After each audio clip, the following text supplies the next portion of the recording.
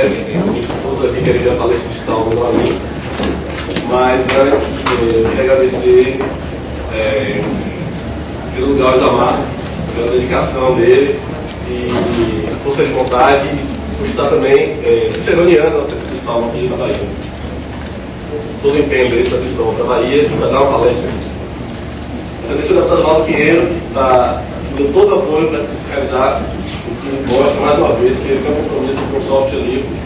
Quem já leu o projeto de lei sabe disso. E agradecer a presença de vocês, marcando a presença aqui, mostrando essa aula de uma comunidade que se interessa por força de software livre. Bom, eu queria chamar para a mesa a primeira diretora do CPD, Claudete, e do Projeto REMA, da Rede da Comissão de Velocidade.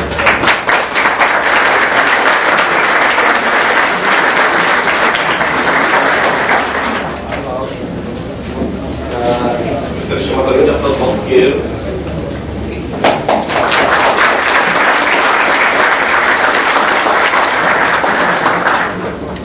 E o nosso palestrante, que já está, mas dispensa apresentações, né? Então vou passar a palavra para ele.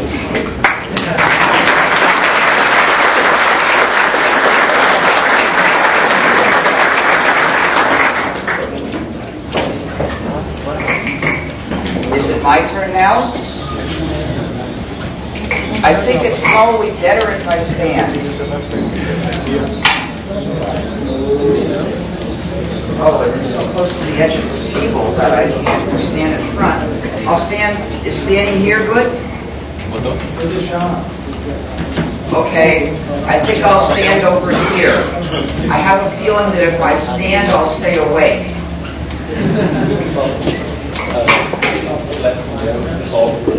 Okay.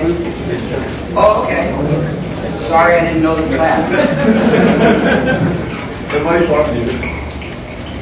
Mas vamos ser rápidos aqui.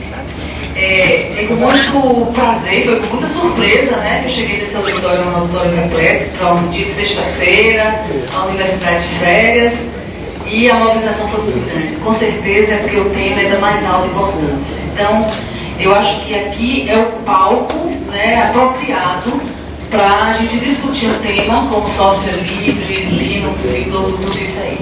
Na universidade, nós estamos tocando, com o Cristiano à frente desse projeto, um projeto chamado Linúviva, que visa criar todo um ambiente de discussão da necessidade da gente desenvolver software livre e criar cultura dentro do ambiente Linux. Então, eu gostaria de agradecer a Pinheiro por essa oportunidade.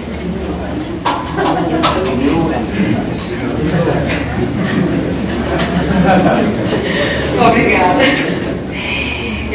por essa oportunidade, por viabilizar, né, essa excelente palestra aqui hoje, e também a Isamar por completar a possibilidade da gente estar com o palestrante aqui, né, e dar as boas-vindas a todos vocês. Vou passar para o Pinheiro, para ele também dar as palavras dele.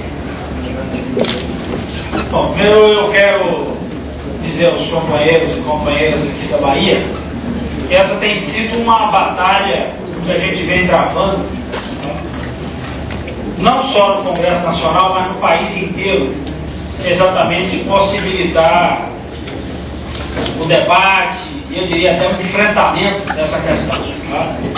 Na realidade, isso foi um atropelo, tá? Assim, como o Stallman deve estar participando conosco a partir da segunda-feira, agora, desse seminário internacional, que acho que todo mundo recebeu aí o convitezinho, foda, que é, na realidade, o segundo seminário internacional, o segundo encontro feito no Brasil.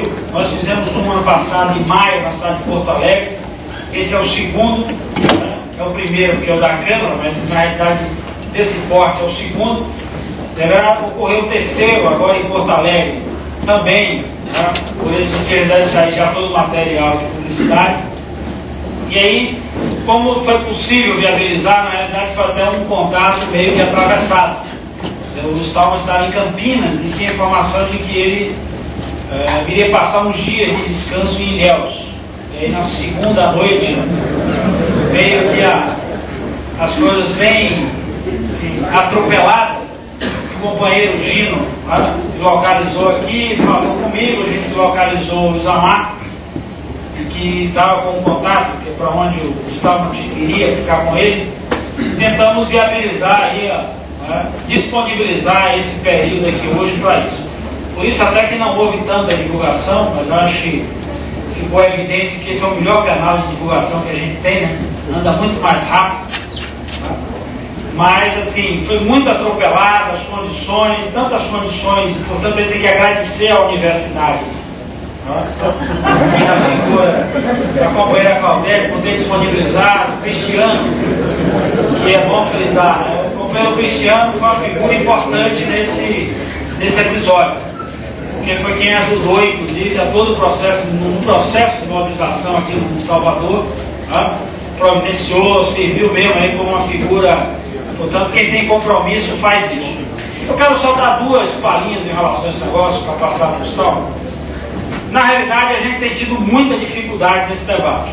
E aí, acho que para esse público não precisa dizer por quê. Né? Qual é o grau de enfrentamento que a gente tem topado nesse período. Né? No próprio Congresso Nacional, com as barreiras, o Congresso Nacional, a comissão que eu participo, que era a comissão que deveria estar fazendo isso, esse seminário do Congresso Nacional está sendo promovido basicamente pela bancada do PT. Que pesa envolver a terceira secretaria, mas muito é um esforço de deputados do PT para que o seminário se viabilize. A comissão, que é a Comissão de Ciência e Tecnologia, portanto, deveria estar interessada. O relator do projeto sentou no projeto efetivamente e não permitiu sequer que ele tramitasse. Assim como a comissão, ano passado, também não tomou nenhuma iniciativa para que o debate, para que as questões envolvendo toda essa área de utilização de software pudesse ser debatida no Congresso Nacional. Portanto, não é uma resistência à toa. Ela não acontece por acaso. Aí por isso que nós disparamos o processo em algumas cidades, nós temos experiências enormes nessa área. Ou seja, a experiência na cidade de Belo Horizonte, a experiência na cidade de Porto Alegre, a experiência no governo de Porto Alegre, no governo do Rio Grande do Sul, perdão, que já permite hoje que diversas cidades sejam integradas utilizando isso, rompendo essa história da barreira que não pode usar um outro tipo de programa, que isso significa mudar completamente, custo, estrutura, treinamento. Tá? Nós estamos usando isso na estrutura pública no estado do Rio Grande do Sul, a UNALE, que é a União das Assembleias Legislativas, portanto já demonstrou também que é possível usar isso, e diversos outros parceiros que se somaram. Aqui eu quero fazer até uma ressalva aí ao empenho da Sucesso, que aqui até tem representantes que têm permitido fazer esse debate. Eu tenho corrido o Brasil em diversos locais com debates promovidos por essa entidade. Eu estive em Goiânia, teve um debate no Mato Grosso do Sul, em São Paulo, aqui em Salvador. A Sucesso possibilitou isso. Aqui a Prodasal e a Prodeb tem também representantes aqui no plenário, que nós tínhamos inclusive chamado para que eles pudessem estar conosco aqui, se mostraram extremamente abertas, portanto solidárias e entendendo o momento e se colocando para esse debate. Portanto, o grande desafio agora é a gente conseguir com que isso chegue na sociedade como um todo, identificando não só as suas facilidades. É óbvio que o projeto que foi feito no Congresso Nacional, ele tinha um endereço muito claro. Bater na questão do orçamento tem peso. É isso que eu quero explicar a essa plateia aqui. Quando a gente coloca no projeto o uso pela estrutura pública, o uso nas escolas públicas, o uso nas instituições federais, ou seja, é importante por conta do grande debate que se faz no orçamento. O governo brasileiro gastou no ano 2000 algo em torno de 120 a 160 milhões com a aquisição de software proprietário. Portanto, a gente demonstra que esse gasto, essa despesa, ela pode completamente ser reduzida. E as experiências novas, eu briguei muito no FUST, que é o Fundo de Universalização das Telecomunicações. Todo mundo está vendo a propaganda do governo, a gente vai botar computador em escola, a história da associação com Minas Gerais. O FUST tem R$1 bilhão para gastar por ano. se está a fim de gastar e desenvolver tecnologia, e, portanto, botar a periferia desse país para estar conectada, pode fazer muito mais do que o que está sendo feito. E nós estamos, inclusive, entrando com ação essa semana para exigir que os computadores e os programas comprados, principalmente os programas comprados para esse projeto do FUST, sejam programas com código-fonte aberto, tanto para começar a experiência. Então, na realidade, essa é uma briga que nós sabemos que tem dificuldades, mas a gente tem ganho e ganho muito espaço. Tá? E acho que é importante trazer esse debate, portanto, de novo aqui os companheiros, quero agradecer também a Conectiva, tá? Que foi parceira nessa iniciativa, parceira em todos os sentidos, tá? Não só no seu compromisso, como parceira também, ajudando nas despesas que nós estamos tendo aqui. Até porque para trazer o Estado para cá tem despesa, ele tem que se locomover, ele tem que andar, tem que dormir, né? Tem que passear, né? Não só ficar ali operando, mas também operando outras coisas, e possibilitando ele conhecer Salvador, conhecer o Ilhéus, ele tem vibrado por isso. Tanto é que o Stalma voltaria para Brasília amanhã de manhã. Mas ele já criou aí um regu, como diz os baianos, para só ir embora domingo. Ele está doido para ir no Pelourinho, né? Portanto, pessoal, essas coisas, nós vamos estar aí bem disponibilizado todas as coordenadas e, portanto, nós vamos estar em sintonia com esse debate. Nós vamos ouvir o companheiro Stalma, e acho que no Brasil tem uma entidade hoje que trabalha com isso, os companheiros conhecem. Eu tentei de tudo, Stalma, para ver se o Djalma vinha para cá, o Djalma Valoar, que é o companheiro hoje que coordena esse movimento no Brasil, que tem trabalhado conosco, é um companheiro da Federação dos Trabalhadores em Processamento de Dados, e é um companheiro que tem ajudado e muito as ações legislativas. Nós tomamos uma iniciativa de espalhar o projeto pelo país inteiro. O companheiro Zilton Rocha apresentou aqui na Assembleia Legislativa, a nossa bancada municipal aqui de vereadores assinou o projeto, todos os vereadores assinaram, entramos com o projeto de Salvador, só falta entrar com o projeto em Xorroxó, mas no resto do Brasil está tudo quanto é Assembleia, a Câmara de Vereadores, nós estamos pipocando, que é para forçar o debate e, portanto, para colocar na ordem do dia essa questão como uma questão prioritária. Portanto, essa é uma área importantíssima. Eu quero sinalizar também que nós temos brigado muito nessa área de tecnologia na Câmara dos Deputados. É uma área que às vezes não sintoniza muito alguns parlamentares com o movimento, tá? Mas nós temos colocado isso como prioridade da atuação do mandato, por entender que essa é uma área que tem sido cada vez mais jogada ou para o esquema, os interesses das grandes corporações, ou às vezes colocado muito à margem, e a gente fica submisso ao padrão tecnológico que é produzido lá fora. É uma briga que nós, inclusive, fazemos questão de acirrar, que é a associação dessa área com a questão das universidades. Não há como fazer disputa no mundo dito globalizado, com universidades despencadas, com universidades sucateadas, e sem jogar peso, sem investir pesado na questão da pesquisa e do desenvolvimento. Tá? Essa tem sido uma luta que não é fácil. Às vezes brinco com o pessoal aqui na universidade, que eu digo, às vezes até o meu partido tem muita dificuldade de tratar isso. Porque na hora de escolher membros para ir para essa comissão, ninguém quer. Porque às vezes não é uma comissão que dá muita visibilidade.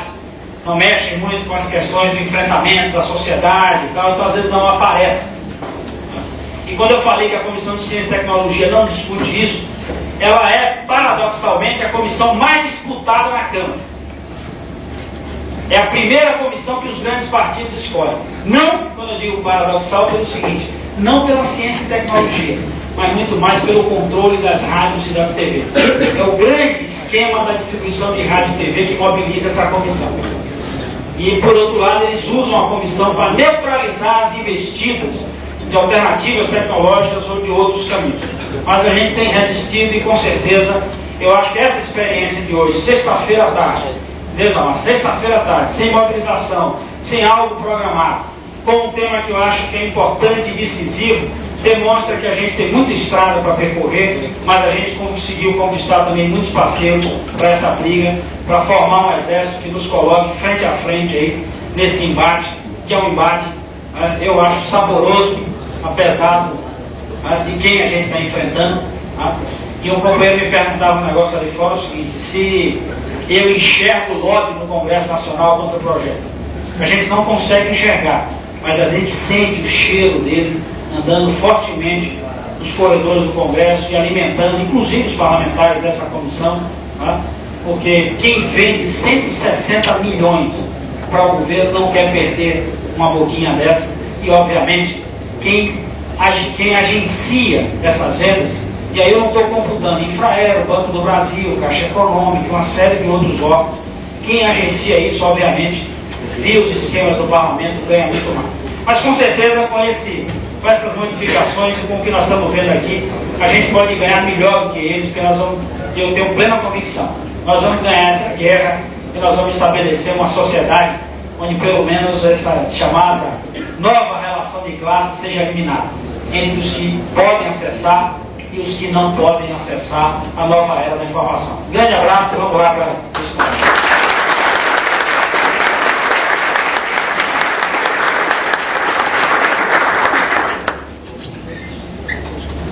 Ouvir mais lá.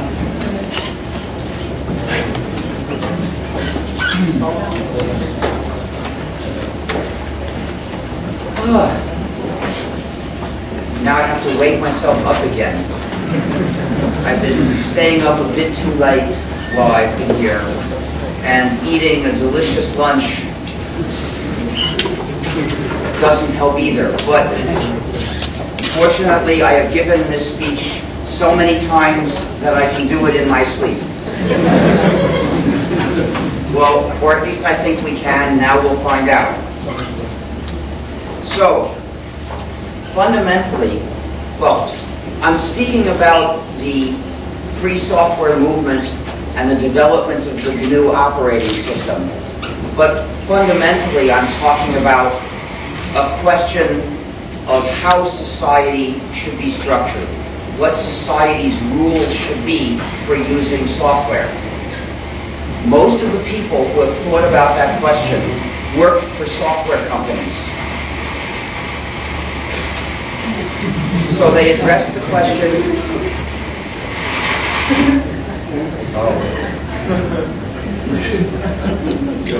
So they addressed the question in a self-serving way. They asked, what rules can we impose on everyone else to make them pay us a lot of money?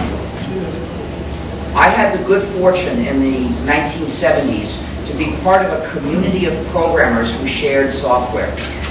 And because of this, I looked at that question from a different direction. I asked, what kind of rules make for a good society that is good for people to live in, that we can have a good life in? And so I reached completely different answers. Let me tell you a little about what that community was like. Within this community, all the software we wrote, we shared with everybody. And you could take for granted that somebody else would share with you. If you wanted to use a program, you just went up to the author and said, hey, could I have a copy? Or else you just found it on the system and you used it. At the lab where I worked, the entire system we used was the community software. We had an operating system called the Incompatible Time-Sharing System, or ITS for short, which was entirely written by the hackers in our community. A lot of the people at the lab where I worked wrote it. Some of the programs came from other universities. And in fact, my job was to improve this system. That's how I learned my craft. And if you walked past another hacker's screen and you saw something interesting, you'd say, hey, what is that? And he would say, oh, this is the new FUBAR program that we just got from Stanford University. It's in the FUBAR directory. At that point, you could look in that directory and you'd find the executable, which you could run, and you would also find the source code so that you could read it and study it and see how they solve those problems. In running the program, you might encounter bugs or you might have ideas for how to improve it. So you could go to the source code and fix the bugs or add new features, make changes, whatever you could think of. You could even cut out a piece of the source code to put it into another program that you were writing. We called that cannibalizing the old program, which was a joke because the old program is not damaged by this. So you could use the program not only by running it, but in all the various ways that it could potentially be useful. The software we developed in our community was part of human knowledge. It was available to humanity for whatever humanity's purposes were. And so in developing it, I could feel I'm on humanity's team. I'm not working for one little group against every other little group, but I'm working for humanity. It was a very good feeling to have. But then I got a taste of what life was like for most computer users. This happened when Xerox gave MIT a laser printer. I may not have mentioned, I was working at MIT at the Artificial Intelligence Lab, but I didn't do artificial intelligence. I did operating system development, helping to improve the incompatible time-sharing system most of the time. So, Xerox gave MIT a laser printer, which was a very nice gift because this was the first time anybody outside of Xerox ever had a laser printer. It was actually the first generation laser printer. It was a high-speed office copier, you know, one of those big things with a computer attachment put in it to turn it into a printer. It was very fast. It printed a page a second. It had high resolution, and it made straight lines come out nice and straight. But it had a problem. It was unreliable. It frequently got a paper jam. Now, as a copier, when it got a paper jam, that was probably not a big problem because there was somebody standing there to fix it. But as a printer, it was off by itself. For an hour at a time, maybe, nobody would see it. So if it got jammed, it would stay jammed for a long time. Well, when we saw this problem, we immediately had an idea for what to do about it. Because our old printer, the one we used before, please turn off your cell phones. So our old printer, which was slow and low resolution and tended to make straight lines come out a bit wavy, also was unreliable, frequently getting paper jams or running out of paper or ink. We couldn't make the printer any better. We were programmers, not printer engineers. But we added features to the software that controlled the printer to compensate for the problems of the printer. For instance, we added a feature that every time it finished printing a job, the system would display a message on the screen of the user who printed it, saying, "Your file foo has been printed." So you had to wait because the printer was slow, but you didn't have to wait extra just because you didn't know that it was finished. And there was another feature that I added where every time the printer got in trouble and had to stop printing because of some trouble, the system would display a message for each user who was currently waiting for output. The message said, "The printer is in trouble, go fix it." Now, if you got that message, you would know only a few other people are getting that message. I can't afford to assume someone else will fix it. No, I better go to the printer right now. So a minute after the printer stopped, 2 or 3 people would arrive. One of them, at least, would know how to fix the problem and would teach the others. So the printer was still unreliable. It would still break down, but it would get running again in a minute.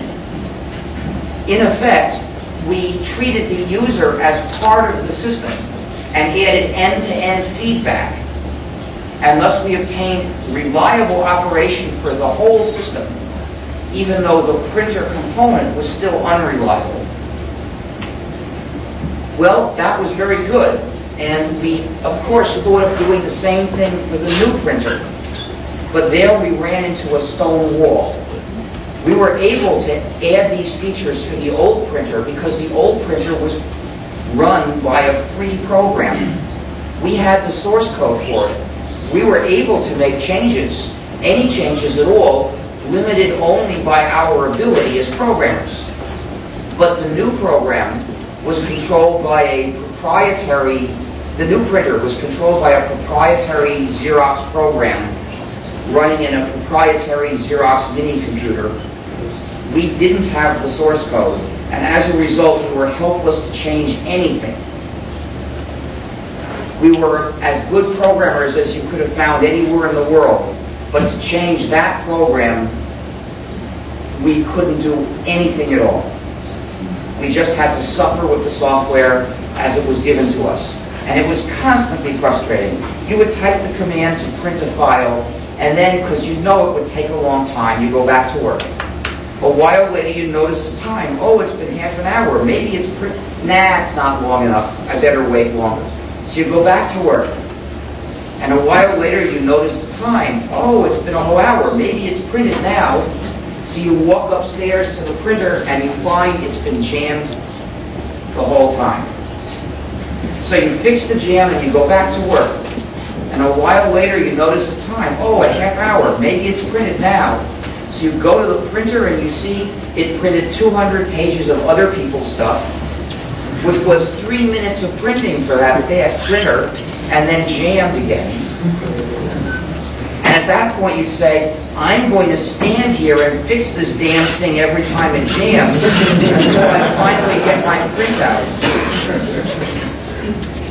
Constantly frustration, but it was even worse knowing that we could have made changes to solve the problem, but somebody at Xerox was obstructing us. Deliberately obstructing us. Now, we could have asked the people at, I don't know why the people at Xerox didn't want this kind of feature themselves, but it doesn't matter. They had given us a very handsome gift.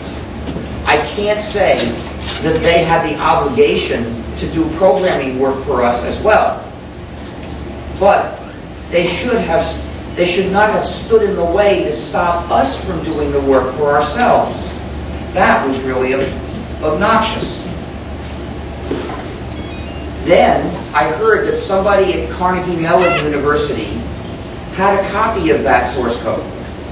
Eventually I was visiting there, so I went to his office and I said, "Hi, I'm from MIT. Could I have a copy of the printer source code?" And he said, "No, I promised not to give you a copy." I was so stunned, I didn't know how to express the anger I felt. I couldn't think of a way, so all I could do was turn around and walk out of the office without a word. But I thought about it afterward. You see, his refusal to help us, his betrayal of his colleagues at MIT, was a bad thing for us at the MIT Artificial Intelligence Lab.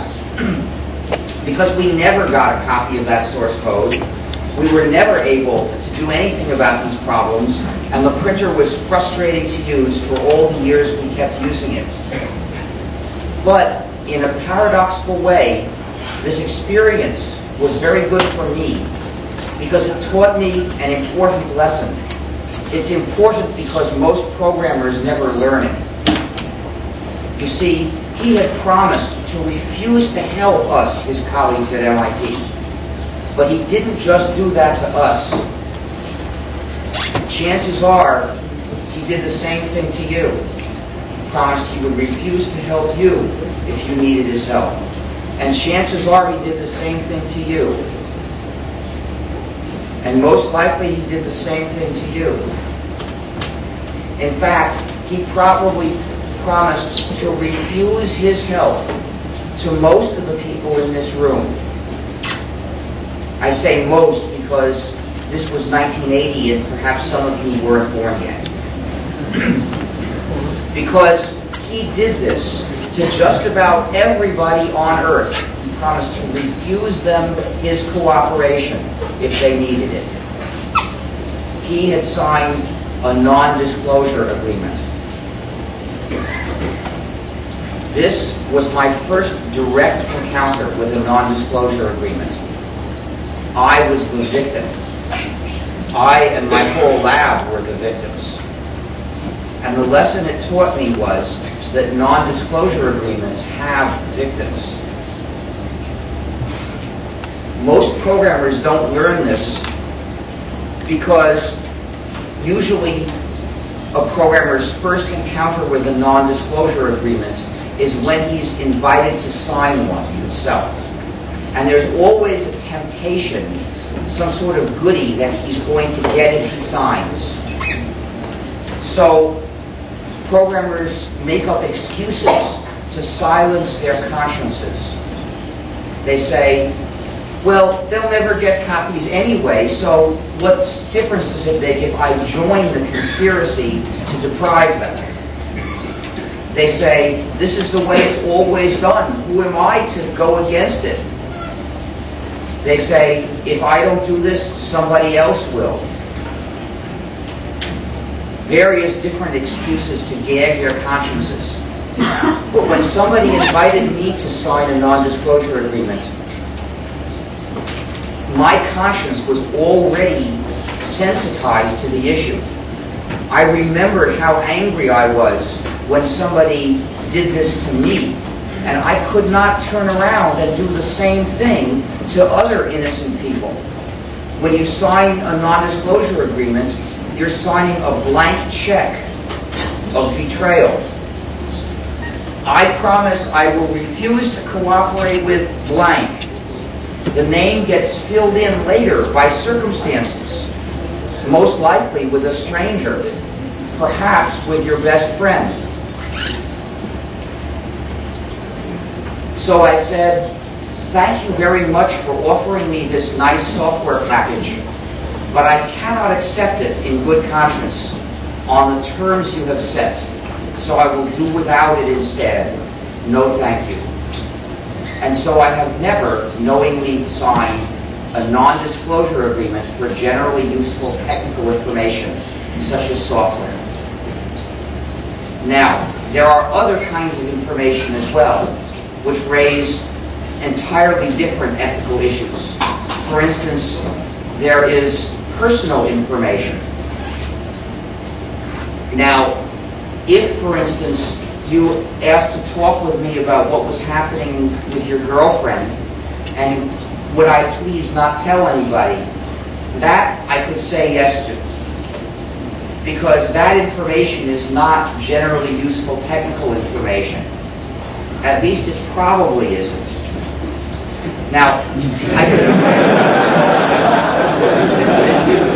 I could imagine you might teach me about some marvelous new sex technique. And then I would feel a moral duty to pass it on to the rest of humanity so that other people could get the benefit of it. But if you just wanted to talk with me about what you were arguing about and who was angry at who and things like that, soap opera things, knowing those details of your life is not going to help everybody else live their life better. So it's okay for me to keep it a secret for you. But when it comes to the generally useful technical information, the stuff of science and technology, the mission of these fields is to develop knowledge for humanity.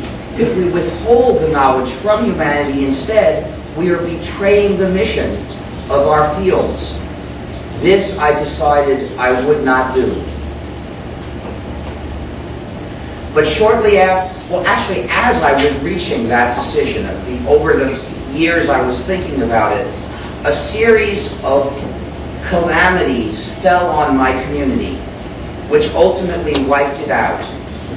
The final blow was when Digital Equipment Company discontinued the PDP-10 computer, which was our main computer.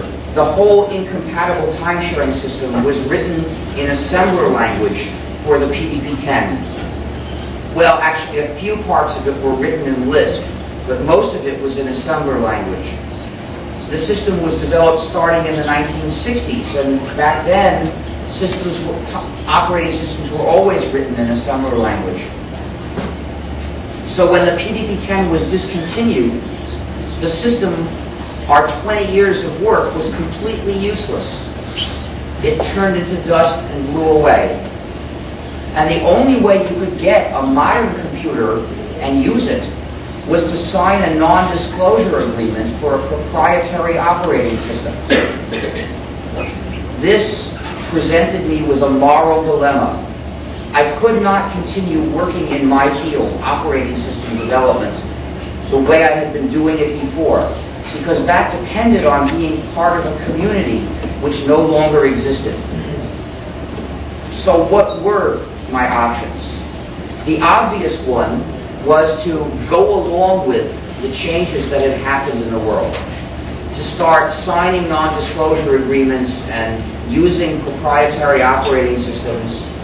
And I'm sure MIT would have had me developing proprietary systems, because our lab was already doing that kind of thing sometimes. And that, I looked at that possibility and I realized that that way I could have fun programming and I could make money, especially if I left MIT and did it somewhere else. But at the end of my career, I would have to look back and say, I have spent my life building walls to divide people, and I would be ashamed of everything I have done. So I looked for another possibility.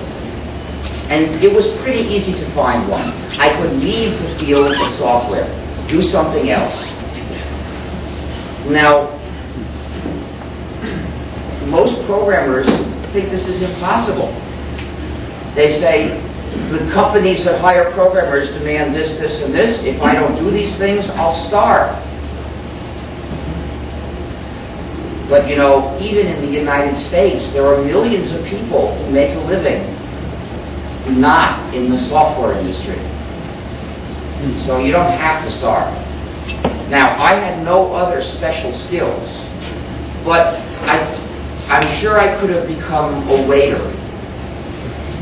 Not at a fancy restaurant, I suppose, but I could have been a waiter somewhere. You know, and one thing about being a waiter is you're not doing anything unethical. And the other thing is, as a waiter, you're not going to starve. So, I have found an ethical way to survive in the situation, and that's important, because sometimes you can justify doing something wrong to other people because it's the only way. But I knew it was not the only way. I had an ethical alternative. So that excuse was taken away from me. However, I realized that being a waiter would not be any fun for me. And I also realized that it would be wasting my skills as an operating system developer. It would avoid misusing my skills. Developing proprietary software would be misusing them, but it would still be wasting them. So for those two reasons, I looked around for some other possibility. What can an operating system developer do? What could an operating system developer do that would make the situation better? I realized that an operating system developer is exactly what was needed. The moral dilemma existed because all of the existing operating systems were proprietary. So, what's down there?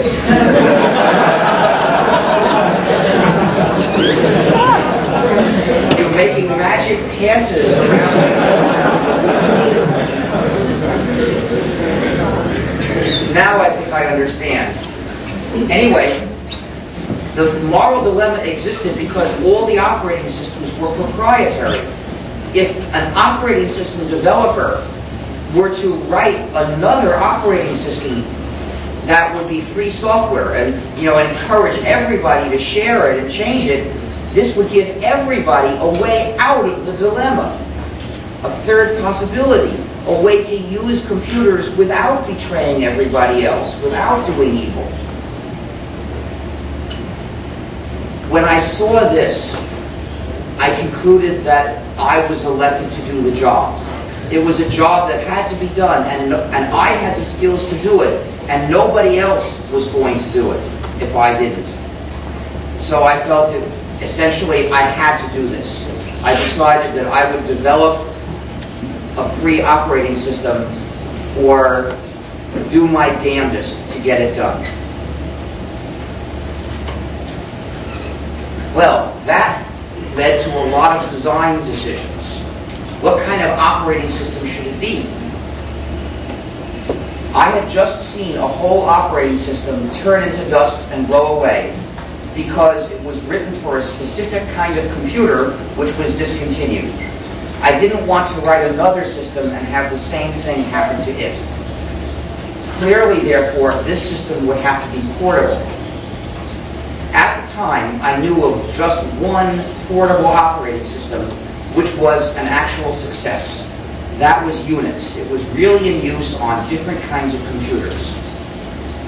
What's more, Unix had advanced features, at least by the standards of the day, features such as redirection of input and output, pipes, shell programming, the simple fork and exec system calls that were so simple that people really used them. This was better than most operating systems. So I decided to follow the design of Unix. I figured this way there would be a good chance we would make an operating system that would be portable and would actually be a good system. Furthermore, I decided to make the system compatible with Unix. The reason is that users really hate incompatible changes. I knew that if I took the best ideas from the various systems I had worked on or used or read about and put them together with my own favorite ideas, I could have developed my dream operating system. But then, when I showed it to the users, they would say, well, this is very nice, but it's so incompatible with what we're using, it would be too much work to switch, so we won't use it. Now, I could have taken that as an excuse. I could have said, I offered them liberty, they didn't take it, now it's their fault, not my fault. But I wasn't just looking for excuses. I wanted to create a community which would have people in it, people enjoying the benefits of liberty.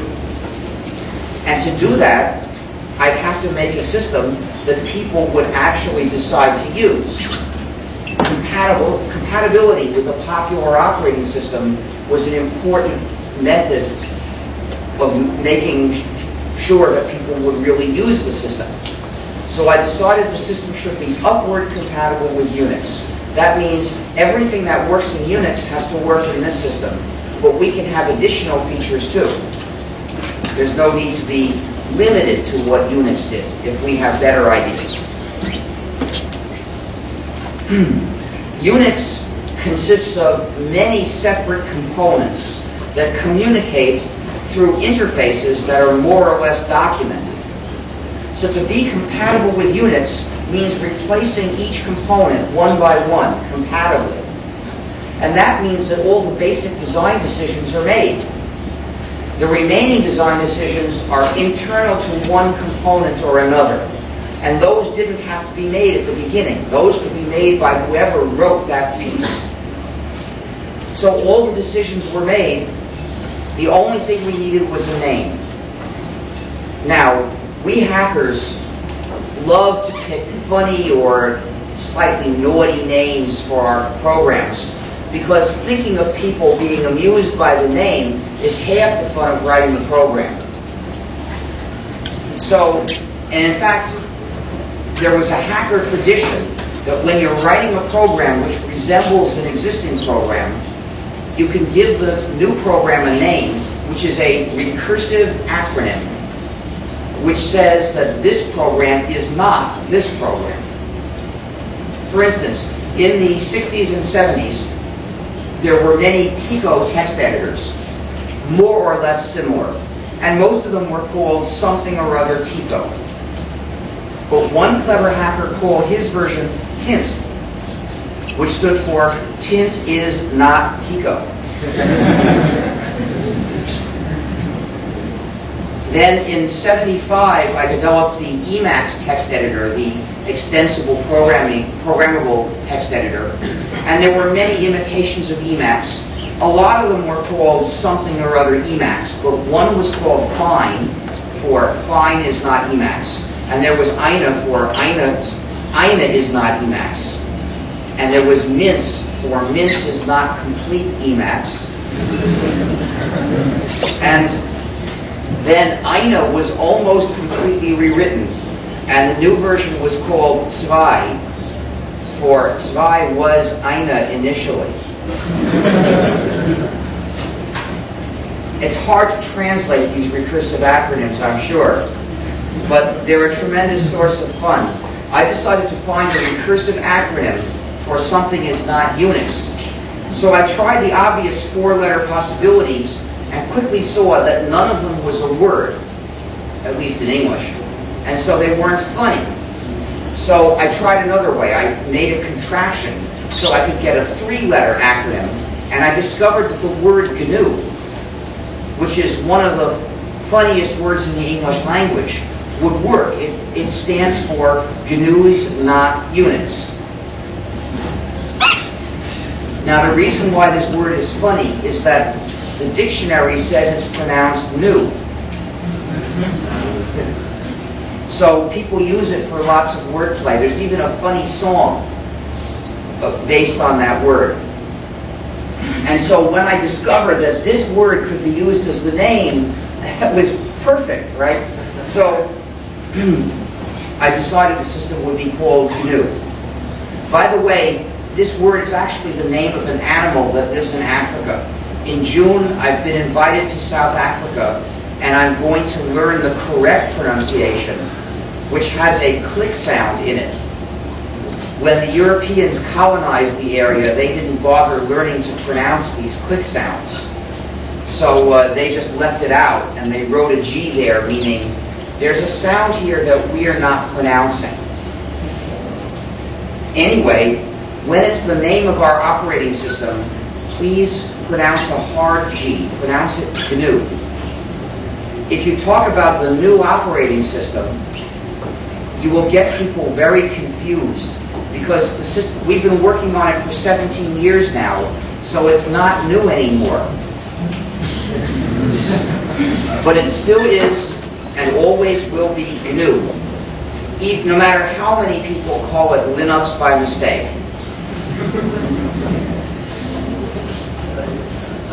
So, we had a name, we could start work. In January 1984, I quit my job at MIT to start writing GNU. And I've never had a job since then. MIT was nice enough to let me use one of their Unix computers to write pieces of GNU. At that point, I thought we would write all of these pieces, and when we had the whole system, we'd invite people to start using it, and then we would have a user community. That's not what happened. In September '84, I started writing GNU Emacs, which was my second implementation of the programmable text editor. By early '85, it was working well enough that I could do all my editing with it.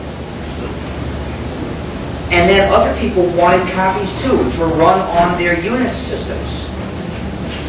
So I had to work out the details of how to distribute GNU software at that point. Of course, I put a copy in the FTP server directory. And that way people on the internet could copy it. But in 1985, most programmers even were not on the internet. So I was getting email from them saying, how can I get a copy of GNU Emacs? I'm not on the internet. I had to decide what to tell them. I could have said, I want to spend my time writing more GNU software, not writing tapes for people. So please find a friend who is on the internet who will download it and put it on a tape for you. And programmers have other programmers as friends. I'm sure most of them would have found a way to get a copy. But I had no job, and I was looking for a way I could make money through my work on free software. So I announced, send me $150 and I'll mail you a tape of GNU Emacs.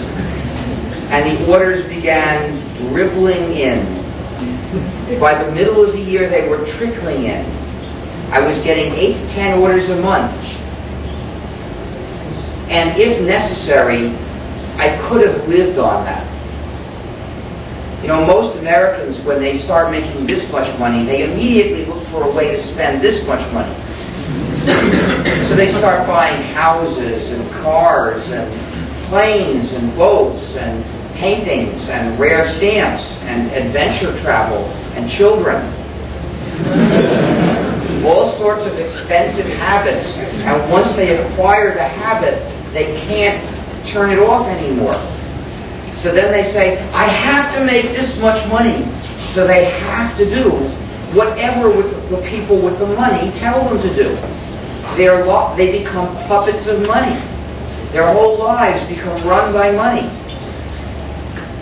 But if you resist picking up these expensive habits, you don't need so much money, and then you can decide what to do with your life. You can do what you think is really important instead of what the guy with the money thinks is important. Anyway,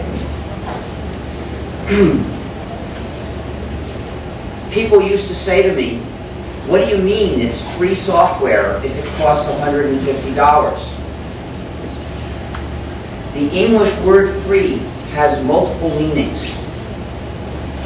One meaning refers to price, another meaning refers to freedom. So when I speak of free software, I'm talking about freedom, not price. Think of free speech, not free beer. I know it's clearer in Portuguese where you have two different words for these meanings. In fact, it may have been difficult to translate that because there was no ambiguity for you.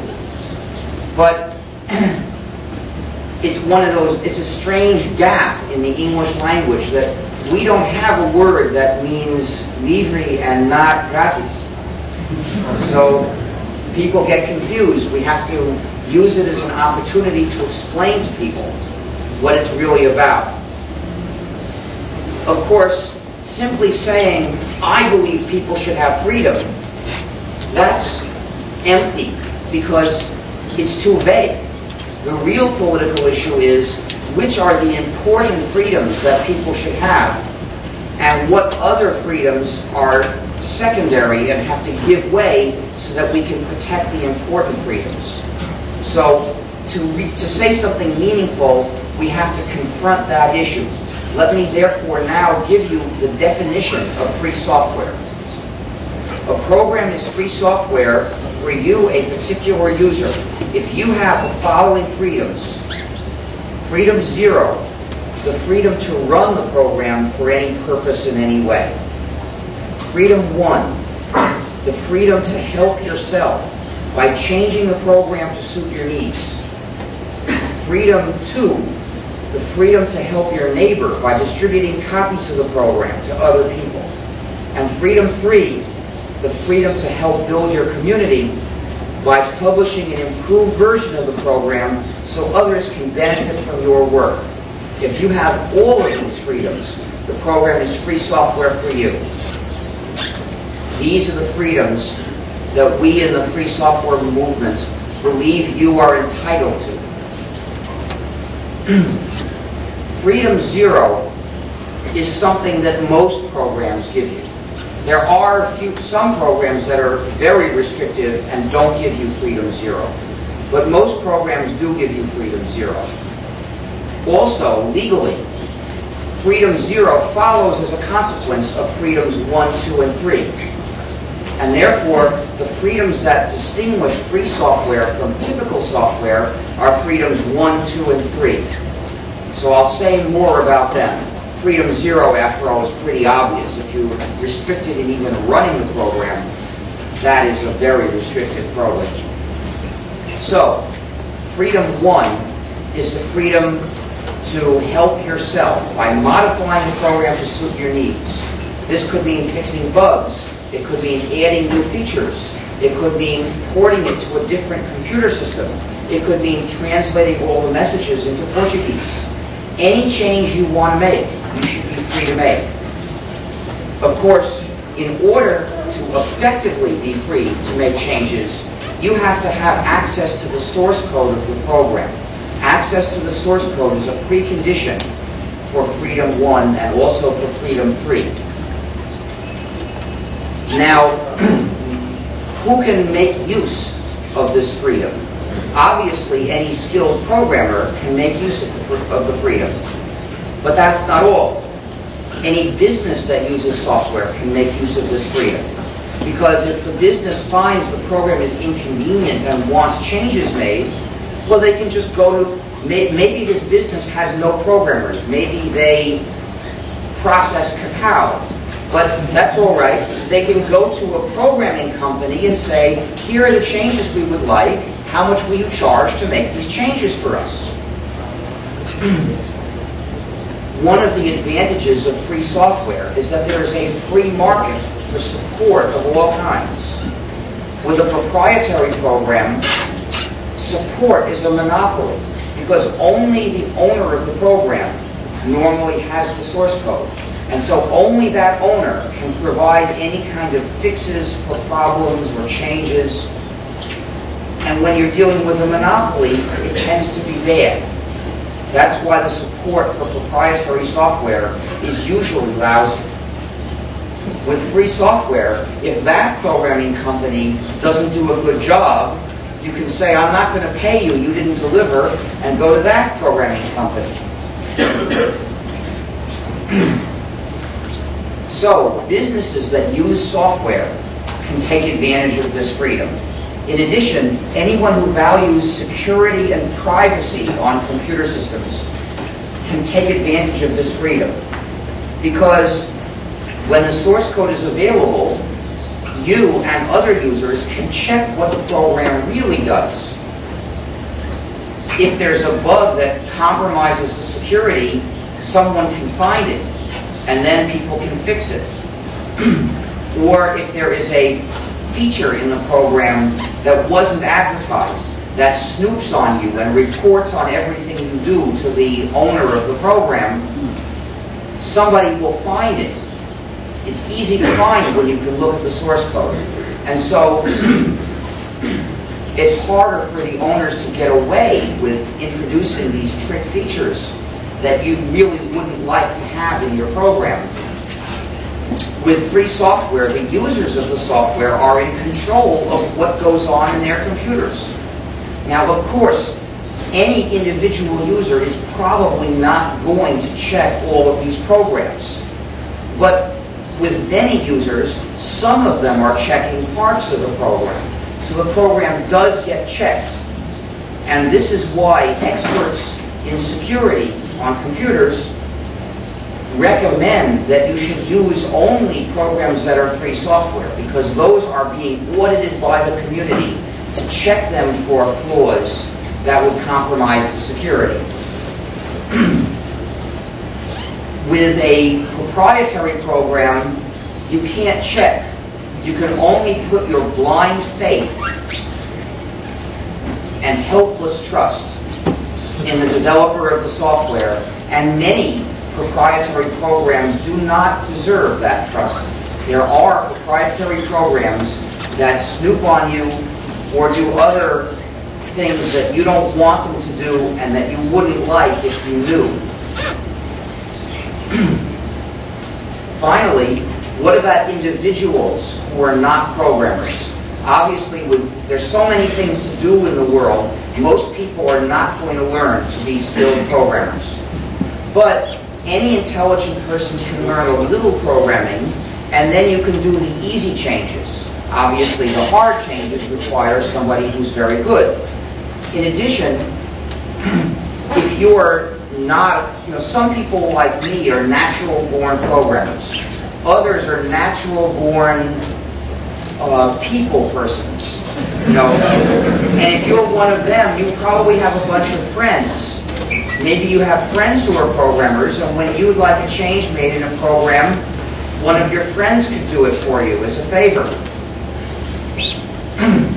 So many people can take advantage of freedom number one. If you don't have freedom number one, that causes practical material harm. It means that people are prisoners of their software, which doesn't do what they want and is frustrating to use. I explained what that was like regarding the laser printer. But it also causes psychosocial harm, which affects people's morale, their enthusiasm for their work. If you are excited about your work, if you go to work every night thinking, boy, I'm going to write so much software tonight and I really love it. And then every night you have to use frustrating, painful tools. Well, people tend to protect themselves from frustration. And the way people protect themselves is they stop caring. They say, they end up with an attitude like, well, I showed up for work today. That's all I have to do. I brought my book. If I can't get work done, I'll just get paid to read my book. It's all the same to me. And when people feel that way, it does harm both to them and to society. That is freedom number one, the freedom to help yourself by changing the program to suit your needs. Freedom two is the freedom to help your neighbor by distributing copies of the program to others. For beings that can think and have knowledge, sharing knowledge is a fundamental act of friendship. It's a way you can give to someone else without losing anything yourself. It's a positive sum activity. And so it's very important to making the world a better place. When a program, when you don't have this freedom, it's because a program has an owner who is set up in some way a situation where every user has to pay to use the program.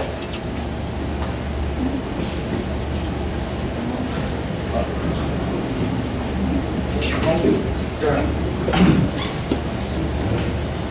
And this situation causes practical material harm to society. It causes waste.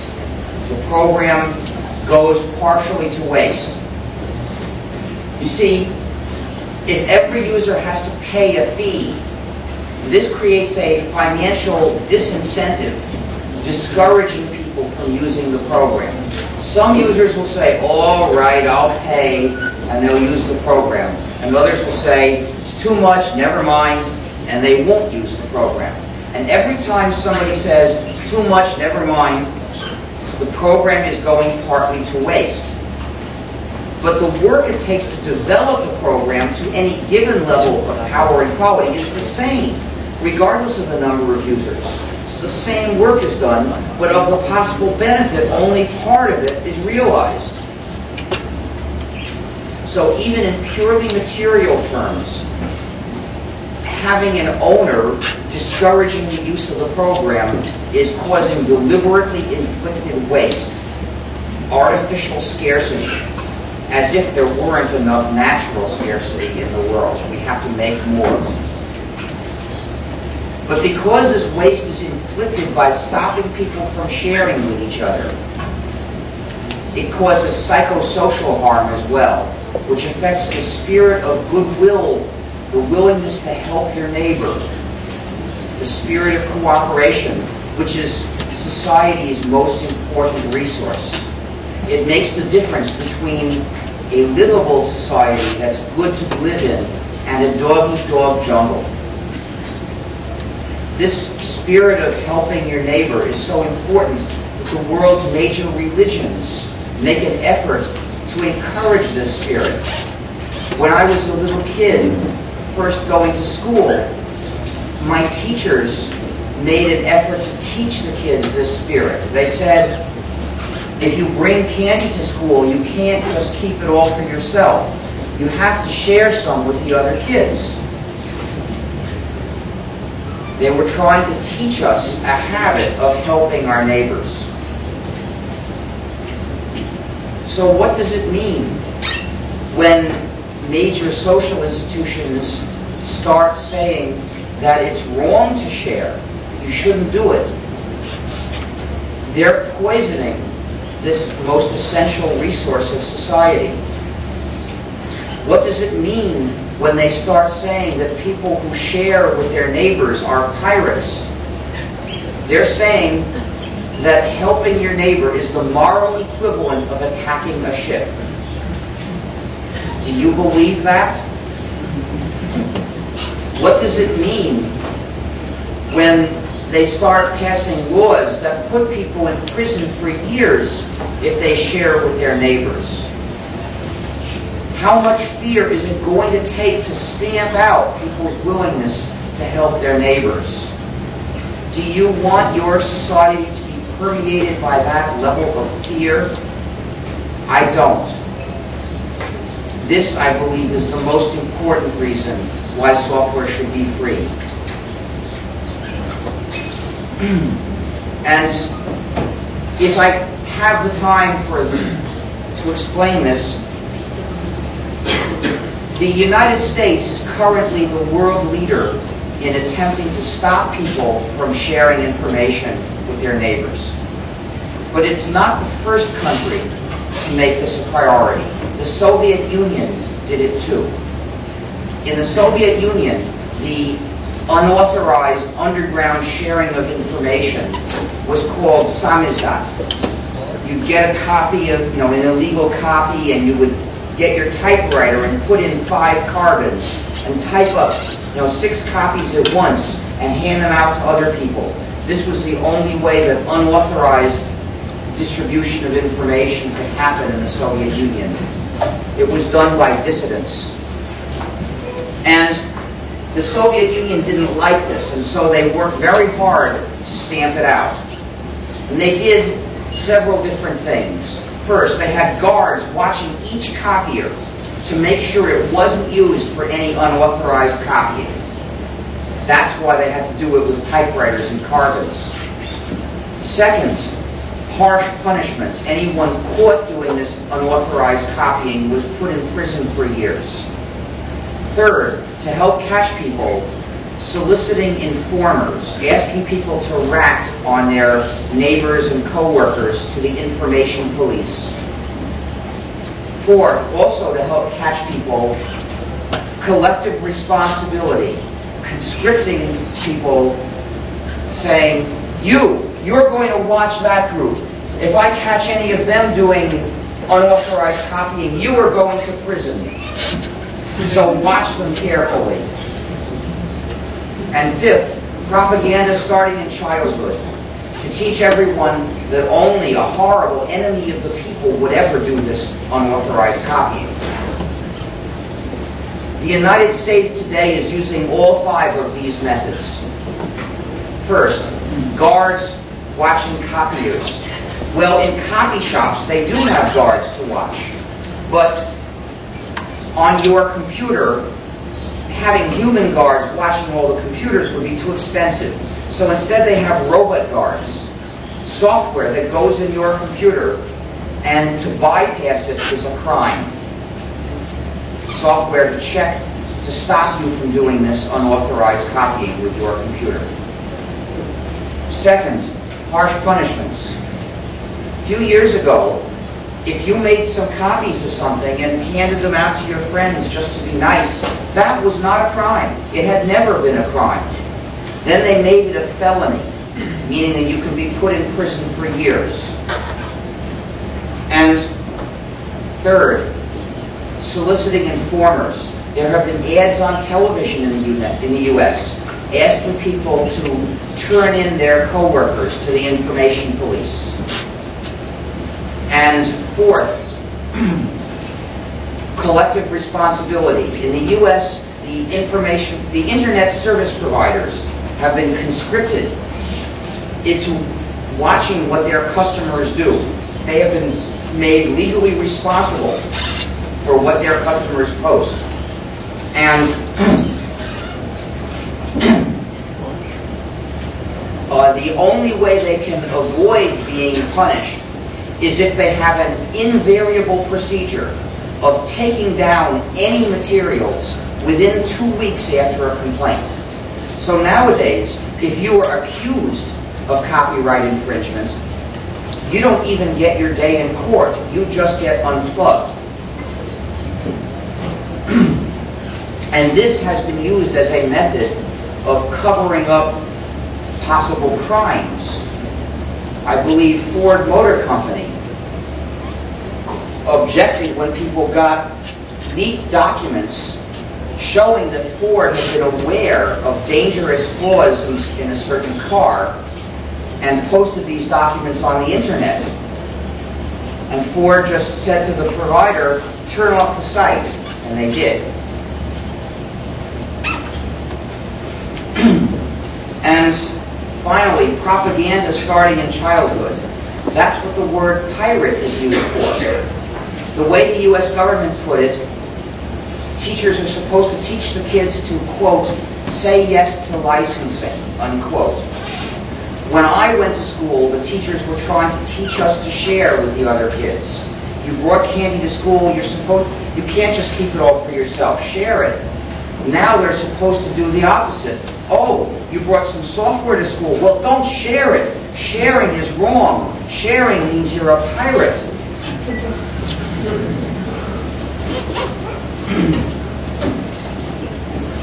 So, the only way to avoid a police state is to allow people to share. There's no way to stop people from sharing. That isn't horrible. That is freedom number 2, the freedom to help your neighbor by redistributing copies of your software. Freedom 3 is the freedom to help build your community by publishing an improved version of the program. People used to tell me that if the software is free, then nobody will be paid to work on it, so nobody will work on it. Obviously, they were confusing the two meanings of free. In any case, that was their theory. Today, we can compare that theory with observed fact, and we see that hundreds of people, maybe more than 1,000, are now getting paid to develop free software, and over 100,000 people are developing free software as volunteers. So, in fact, a lot of people want to do this. When I released GNU Emacs and people started using it, after a while I got a message in the mail saying, I think I found a bug and here's the fix. And I got another message saying, here's a new feature. And then I got another bug fix, and another new feature, and another, and another, and another, until people were sending me so much help that just using all this help was a big job. Microsoft doesn't have this problem.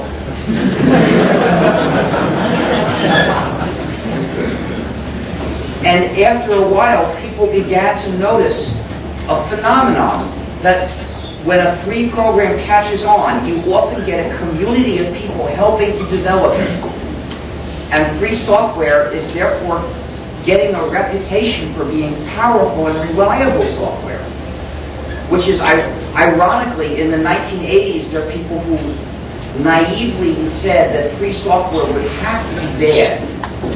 And yet nowadays, our reputation for making powerful, reliable software is so great that there is even a group of people who are advocating these freedoms, more or less, specifically as a way to get powerful, reliable software.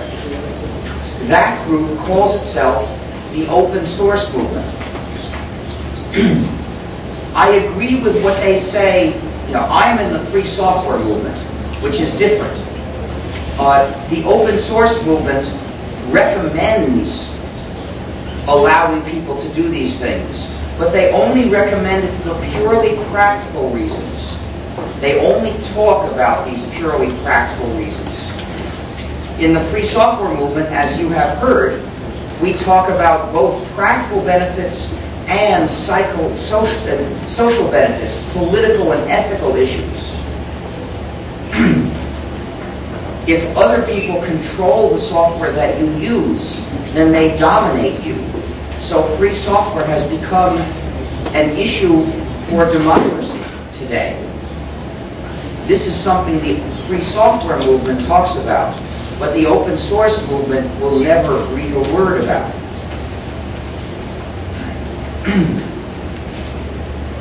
Now, the open source movement has the support of most of the companies in the field. And as a result, they get a lot of publicity, and many people have heard our work described as open source. Many people don't know when they're using our free software, they don't know that the free software movement even exists. So, if you support the free software movement, I'd like to ask you to express that by using our term. Obviously, your views are up to you. You can decide if you support one or the other of these movements. And you're entitled to express your views also. But if you support the free software movement, please make yourself heard.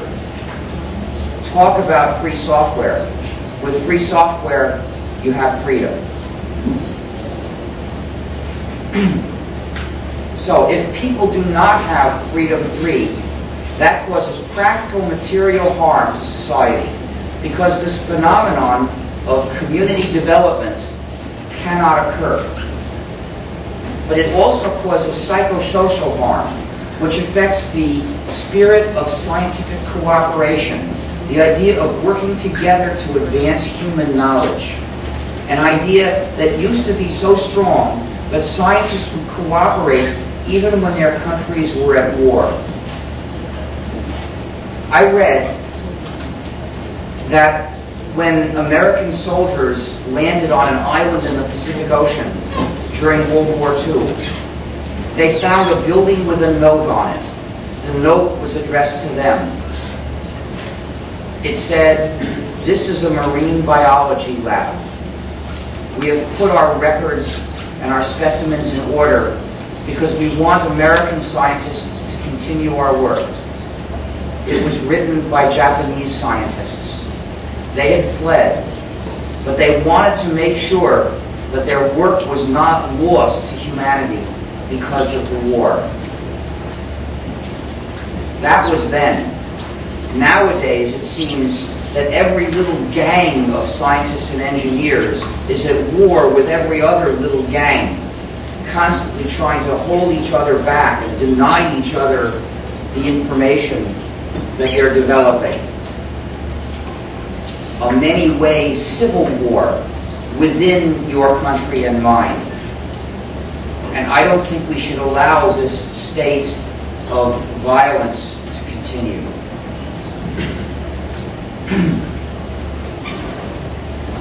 That is Freedom 3, the freedom to help build your community by publishing an improved version of the program so others can benefit from your work. I have now explained the 3 freedoms that define free software and the reasons why they are important, both for practical reasons and for reasons of the nature of society. If you have all of these freedoms, then the program is free software for you. Why do I define it in this peculiar way with reference to a particular user? The reason is that sometimes the same program can be free for some people and non-free for others. Now this might seem strange, so let me show with an example how it happens. The biggest example I know of this problem is the X Window system, which was developed at MIT in the 1980s and released with a license that gave you all these freedoms. So if you got a copy from MIT, you had all these freedoms. It was free software for you then. But among those who got copies were various computer manufacturers which distributed Unix systems. They took X Windows, changed it to run on their systems, and then they compiled it, and they took just the binaries and put them into their Unix system. And then they distributed them to users under the same non-disclosure agreement as all the rest of Unix. So those users did not get the source code. They didn't get these freedoms.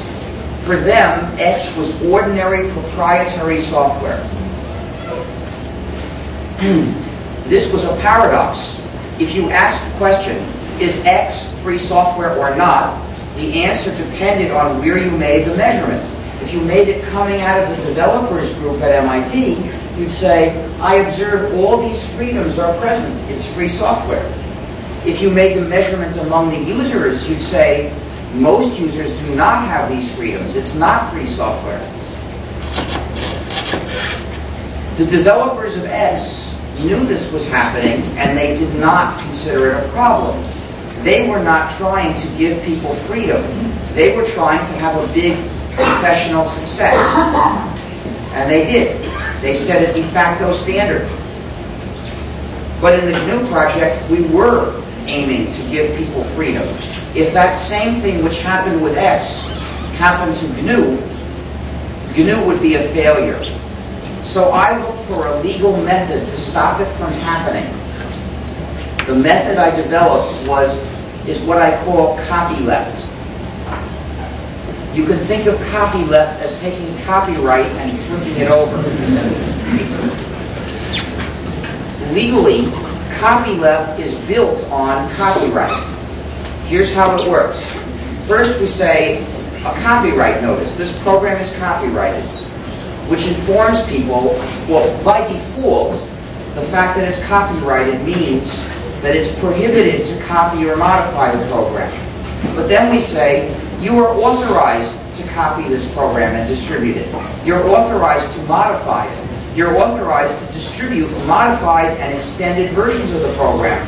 But there is a condition. The condition is, whenever you distribute that contains any part of this program, you must distribute it on these conditions, no more and no less. And therefore, anyone who gets the program, a copy of the program from you, must get from you the same freedoms that you got from us. So wherever the program goes, the freedom goes with it. The freedom and the program become legally inseparable. In effect, the freedoms to copy and change and share and improve this program become inalienable rights, rights that no one can lose.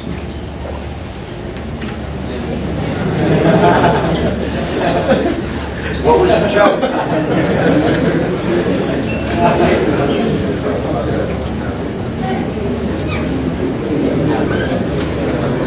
What's happening? Should I wait?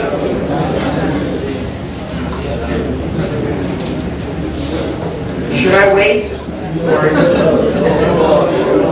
I'm really curious what people were talking about. What made people laugh? I didn't tell a joke.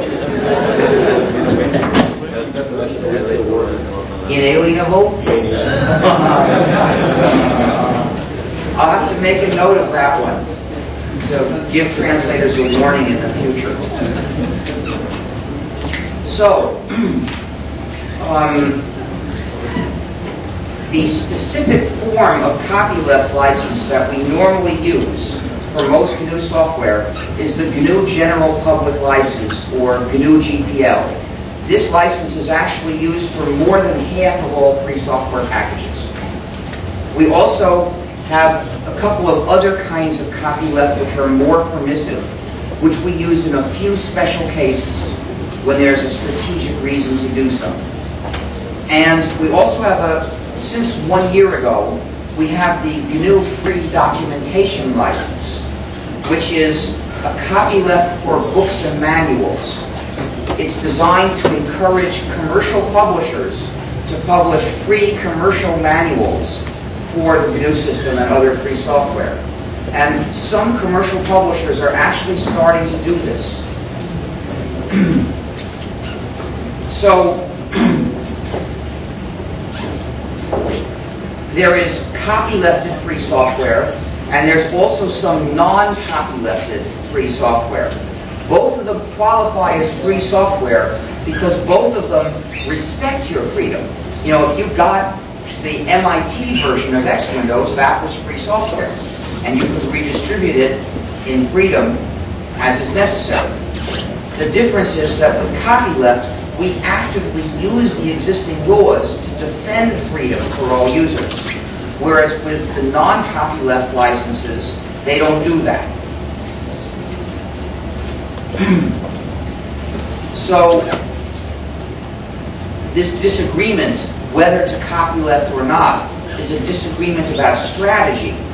But the non-copylefted free software like X is still a part of the free world.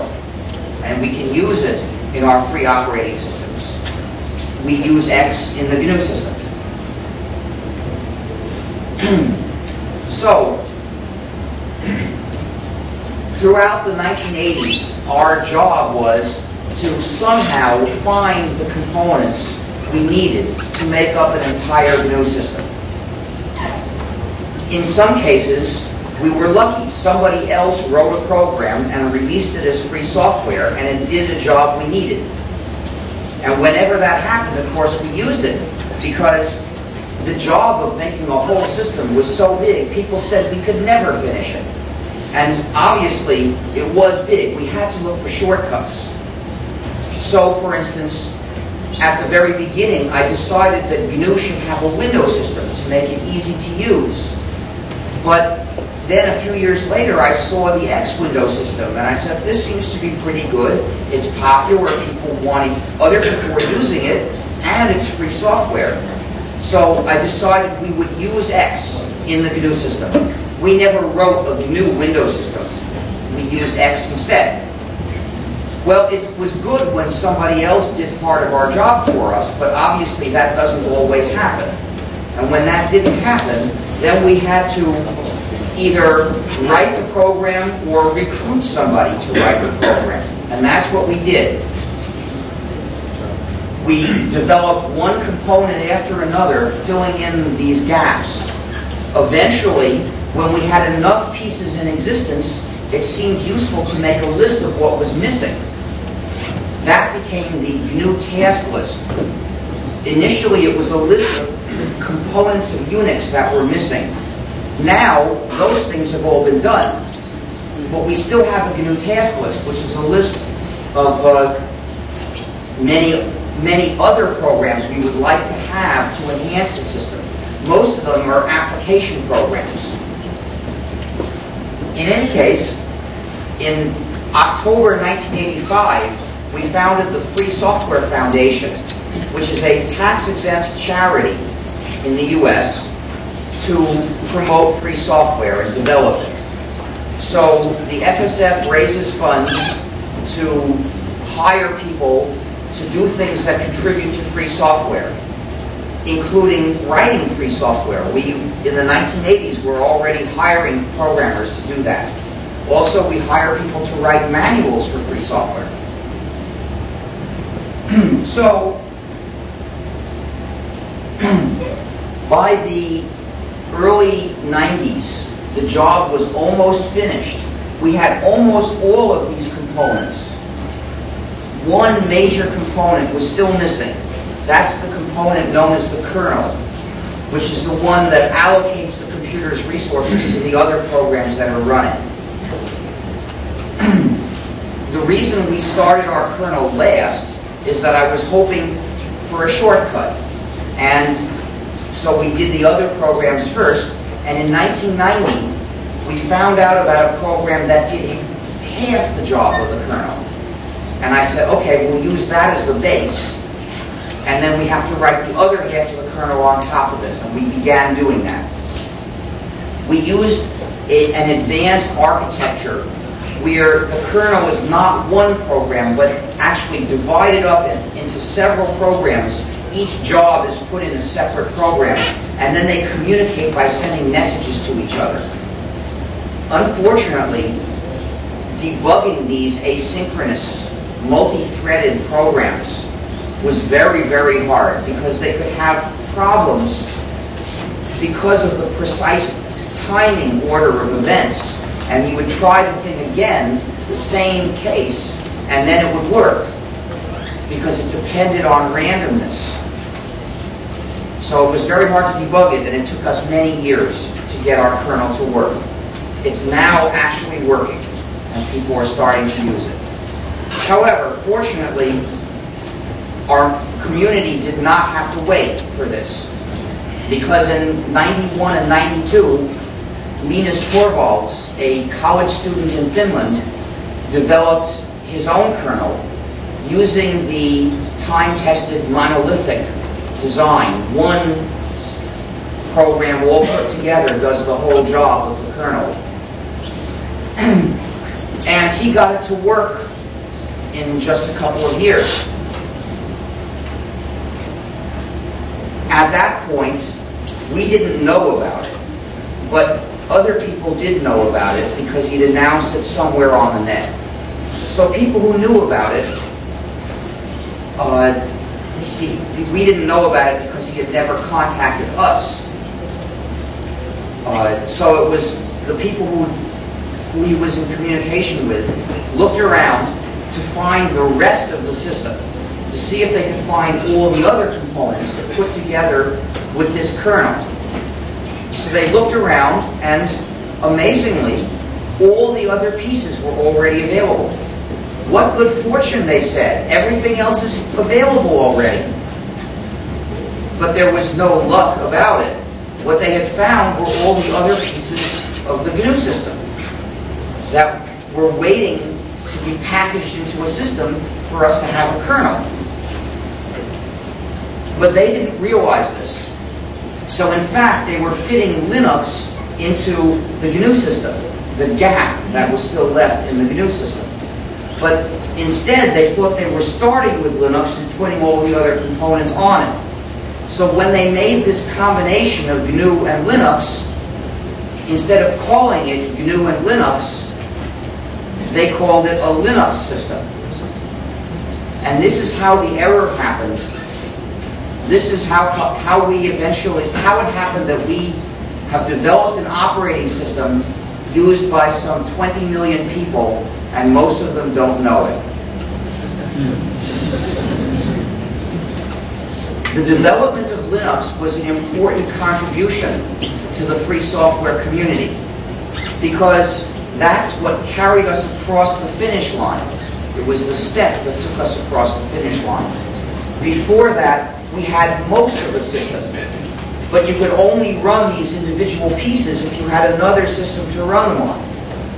Once we had the last missing piece and we had a whole system, that meant you could take it and install it on your computer. You didn't need any other operating system.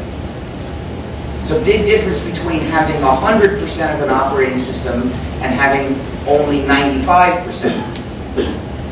But the confusion of calling the whole system Linux was a major blow to the free software movement and to the GNU project, because it broke the connection between our software and our philosophy. You see, until that point, people were using specific pieces of the GNU system on their other systems. And if they did that, they knew they were using GNU. And so they liked GNU. They were GNU fans. And because of that, they would read about our philosophy, too. And they would take it seriously. Obviously, not everybody agrees, but at least they would give it serious consideration. And if they were persuaded, then this philosophy would lead them to develop more free software. So the software spread the philosophy, and the philosophy built the software. But when people started calling the whole system Linux, that cut the connection between the GNU system and the GNU philosophy. Instead, people were led to a different philosophy associated with the name Linux, which is the philosophy of Linus Torvalds. And he calls himself apolitical. He doesn't like thinking about political questions. He doesn't think about this in idealistic terms. And so the result is that now, to these people using the GNU system, they often don't even ever come across the GNU philosophy. And if they do, they sometimes say, this looks impractical. Imagine that. They are using the system, which is the practical result of this philosophy, and they say the philosophy looks impractical. If only they knew. Sometimes they tell me, this philosophy will be bad for the success of Linux. If we really insist on freedom, it'll be bad for the success of Linux. Well, they're really talking about the success of the GNU system. So what we have here is a confusion of means with ends. We developed the GNU system so we could have freedom. And now those people are saying, forget about the freedom, let's make the GNU system succeed. If they knew it was the GNU system, they would see how ironic this is. But when they think it's Linux, they don't notice.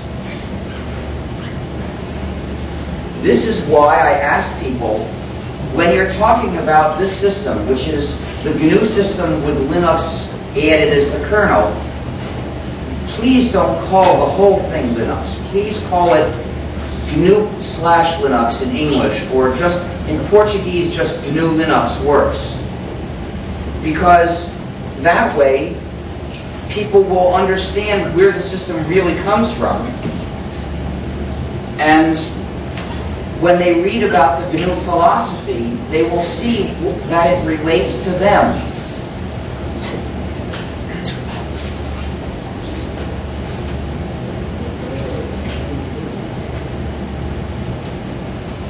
But sometimes people say to me that it seems sort of childish to make a fuss about credit.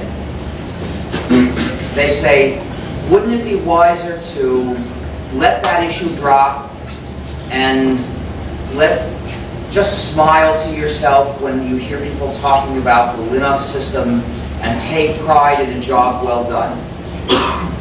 Well, that is almost very wise advice, but it's based on a mistaken assumption. The assumption that the job is done. We've made a great beginning. We have come a lot farther than people said we ever could. But there's a lot more work to be done before freedom is secure for all computer users. We face challenges to our work, which are going to take a great deal of effort to overcome. Defending your freedom is never easy. It requires a willingness to make great efforts. And this depends above all on valuing freedom. People who don't value freedom tend to lose it.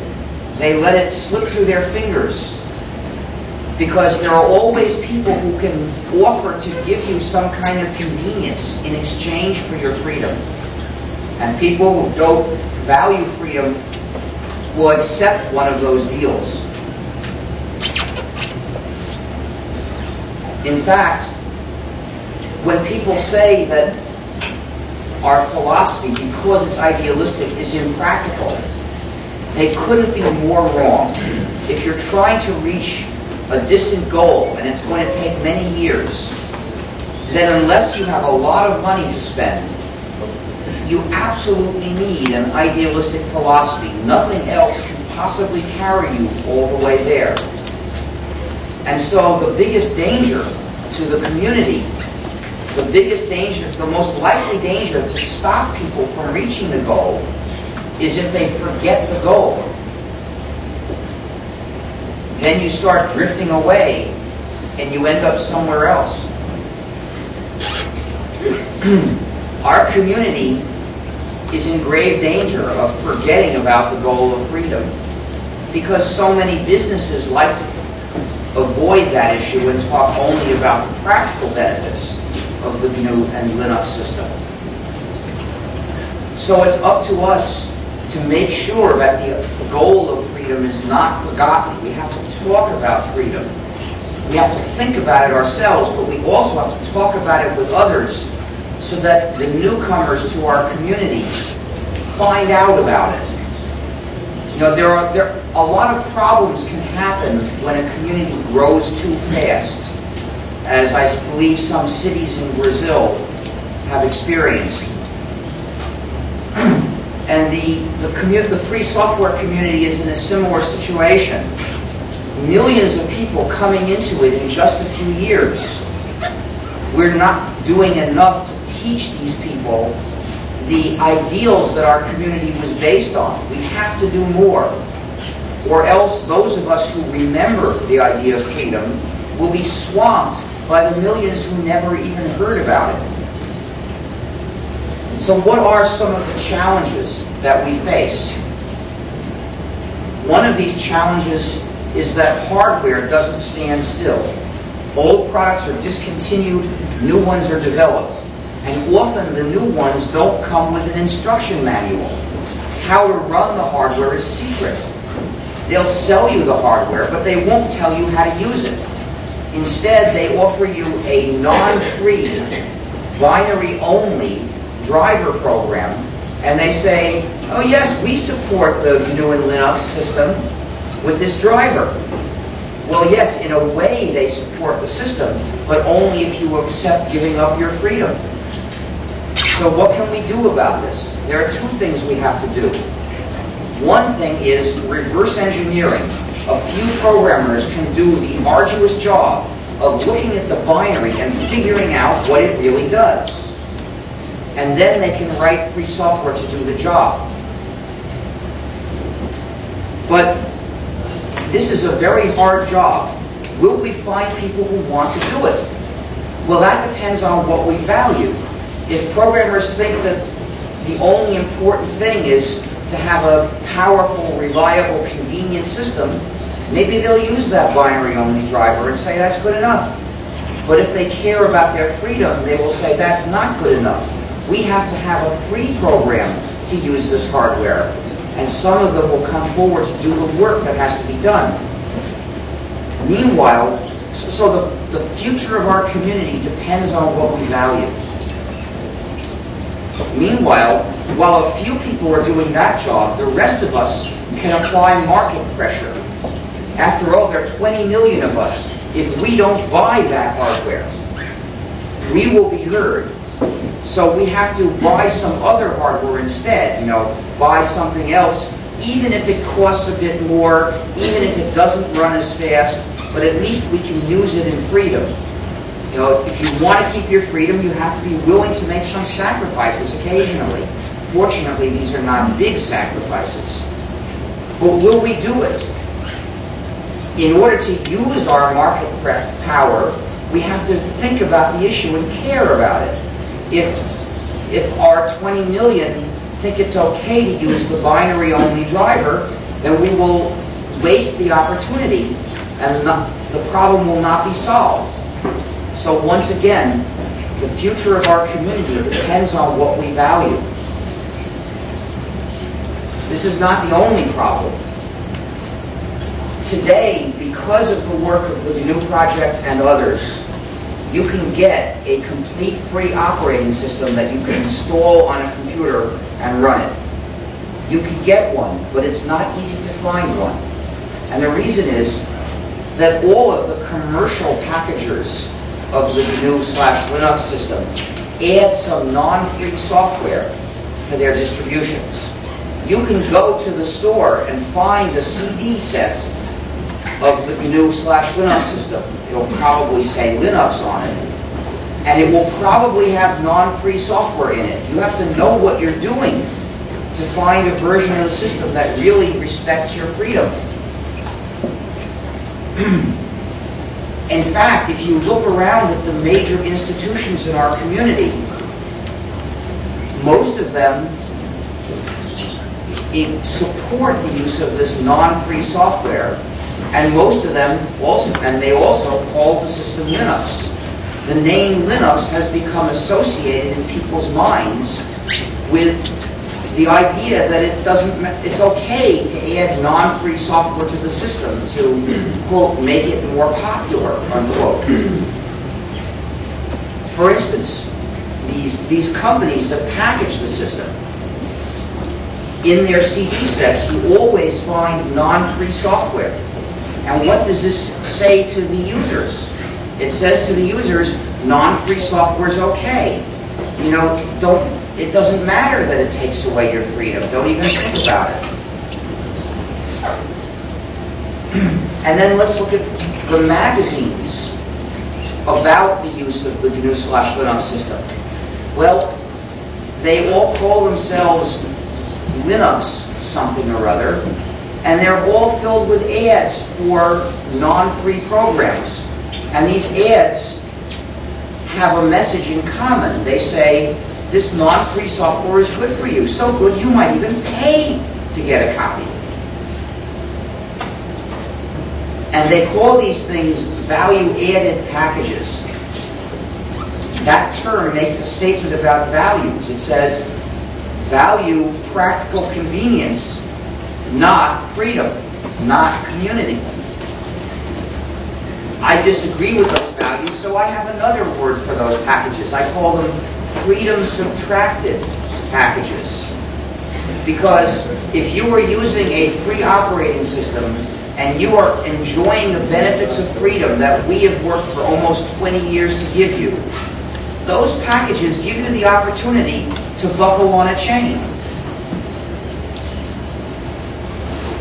And then what about the trade shows about the use of the GNU/Linux system? Most of them call themselves Linux shows. And they have exhibits showing non-free software, urging people to buy it. And thus, in effect, they are putting their seal of approval on this non-free software. And what about the users groups for the use of the GNU/Linux system? Most of them call themselves Linux user groups. And they invite salesmen to come and make presentations about non-free software. In effect, saying that the group approves of non-free software. So almost everywhere you look, you find people calling the system Linux and saying that non-free software is okay, rejecting the very idea that this is an issue of freedom to share and change software. The only place you find this idea of freedom in general is the GNU project and the free software movement. So this is why it makes a difference whether we call the system Linux and lead people to the philosophy associated with Linux, or call the system GNU plus Linux and lead people at least partly to the GNU philosophy as well. The biggest dangers to our community come when laws are proposed to prohibit free software. For instance, I mentioned how the U.S. had passed a law to conscript internet service providers, making them watch what their customers are doing. I believe, by the way, that Brazil is now considering a similar law, and it's going to be up to you to make sure that law does not pass. The same law also has been interpreted as prohibiting free software to access coded data.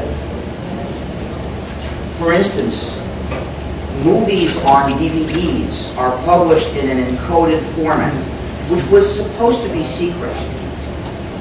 And the companies that own the secret use it to restrict the capabilities of DVD players, going beyond what the law actually says. There are things that it's lawful to do with a DVD which you can't do because none of the DVD players will let you do it, because nobody gets permission to build a DVD player unless he agrees to put in these restrictions.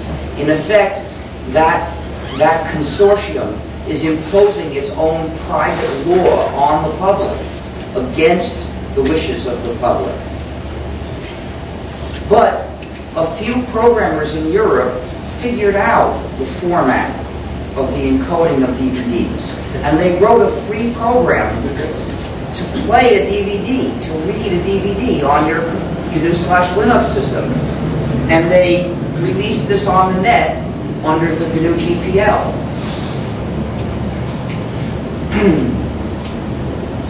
So,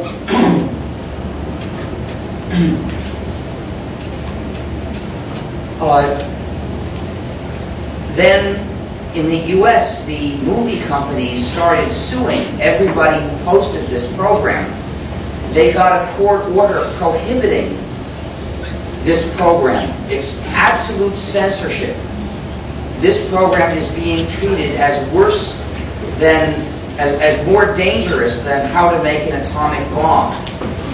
And you can understand why, because an atomic bomb could only be used to kill people, whereas this program endangers the profits of the movie companies. So, this is the subject of another appeals case in the U.S. today, but it's important to you because a similar law is or will be proposed in Brazil. I think it has been already. And so it's going to be up to you to organize politically and make sure that these restrictions are not imposed on you for the sake of the movie companies in the U.S. A wide range of important program jobs could be prohibited to free software by this kind of law. And in fact, they may even prohibit free software operating systems as well, because the consortium that uses this secret to restrict the capabilities of DVDs, I believe, has never agreed to authorize a DVD player, even a non-free DVD player, for a free operating system. So they may limit this important application of computers to non-free systems from Microsoft.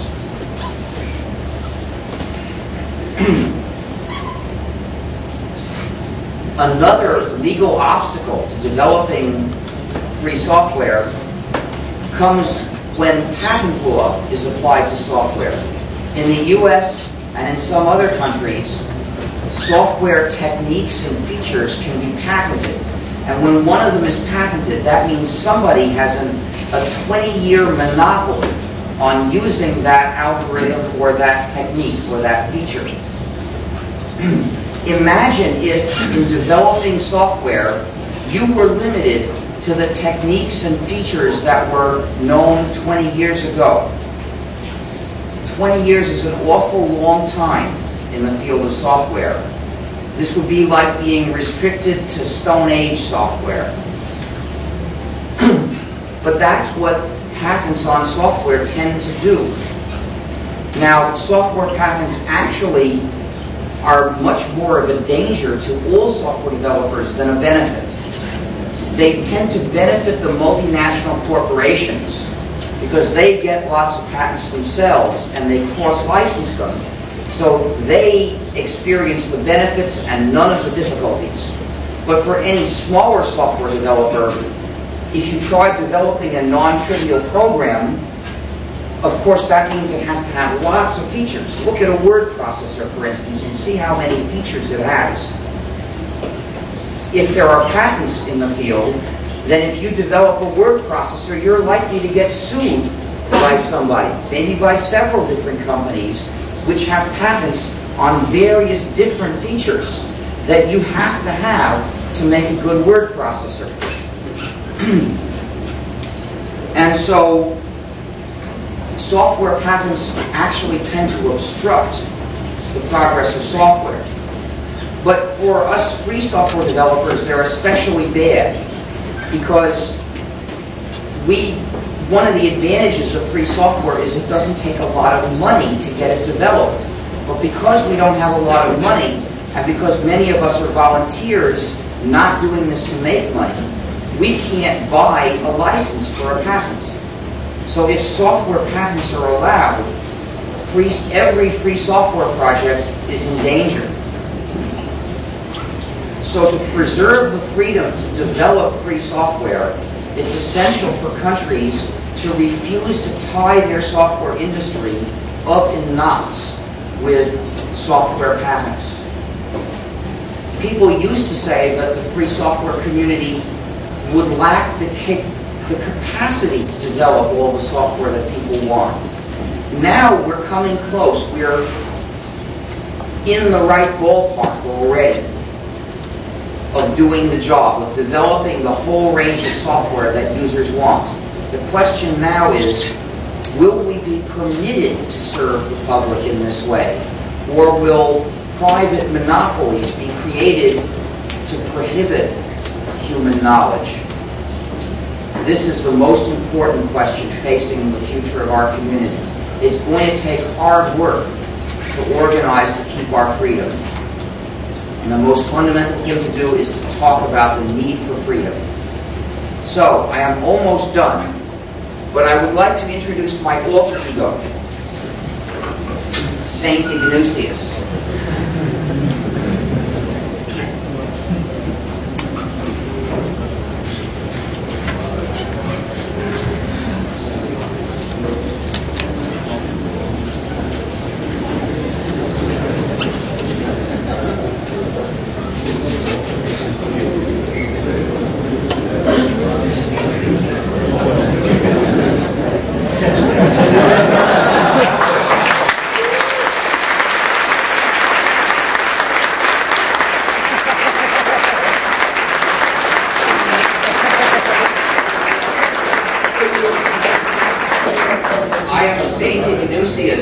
Of the Church of Emacs.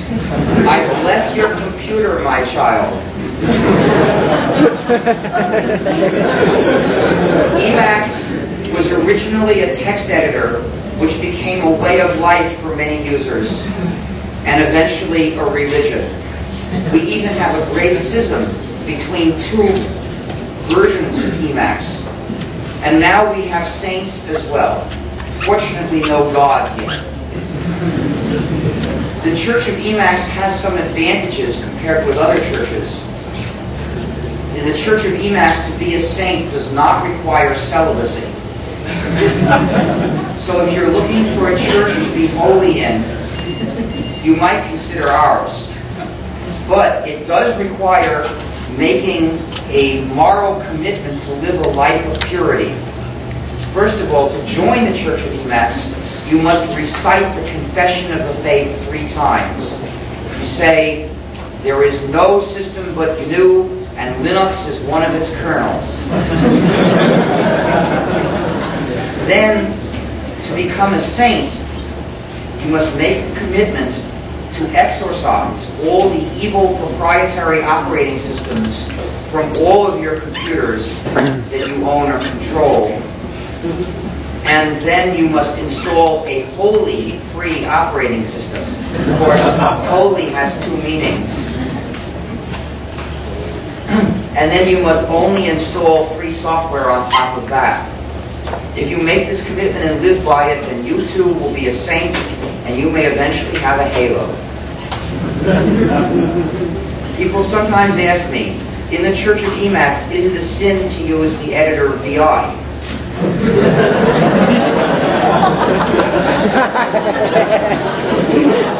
The answer is that using a free version of VI is not a sin, it's a penance.